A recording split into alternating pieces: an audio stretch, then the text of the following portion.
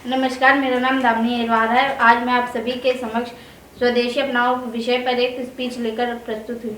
विश्व बाजार में अत्यधिक जनसंख्या होने के कारण से हम पूरी दुनिया के लिए सिर्फ एक बाजार बनकर रह गए हैं। हर दूसरे देश की नज़र सिर्फ व्यापार करने पर रहती है, जिस कारण से ये देश तो और अमीर बन जाता है, लेकिन हमारा देश यहाँ और गरीब हो जाता है। ऐसे में यदि हम देश की बनी चीज़ों को खरीदते हैं तो हमारे देश का पैसा हमारे देश के लोगों के पास ही रहता है और यहीं के लोगों को रोजगार भी मिलेगा।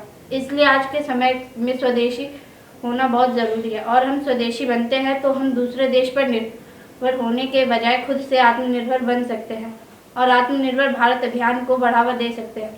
हमारे देश में दिवाली, होली जैसे त्योहारों में फुलझड़ी, लड़ियाँ, पटाखे काफ़ी अधिक मात्रा में खरीदे जाते हैं, लेकिन ये सभी चीज़ें दूसरे देश से आयात किया जाता है, जिस कारण से पहले हमारा देश स्वतंत्र और विकसित था। फिर धीरे धीरे भारत की ख्याति दूसरे देशों को फैलने लगी थी, जिस कारण से लुटेरी नजरों ने भारत में व्यापार करने, शिक्षा ग्रहण करने से अनेक बहाने के जरिए विदेशी भारत में व्यापार करने लगे।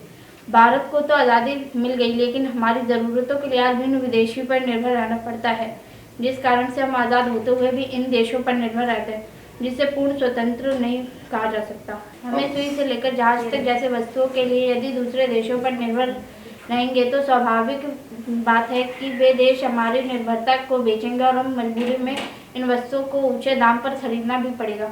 हमारे देश के पैसे का एक बड़ा हिस्सा उन देशों को चला जाता है और इन चीज़ों को बनाने में उन देश के लोगों को ही रोजगार मिलता है, जिस कारण से दूसरे देश की आत्मनिर्भरता पूरी तरह खत्म हो जाती है। ऐसे में अब यदि स्वदेशी का महत्व पर ध्यान देते हैं और स्वदेशी अपनाओ देश पर ध्यान देते हैं तो निश्चित ही भारत को आत्मनिर्भर होने से कोई रोक नहीं सकता और इस तरह भारत एक बार फिर से विकसित देशों की तरह लाइन में खड़ा हो सकता है। धन्यवाद।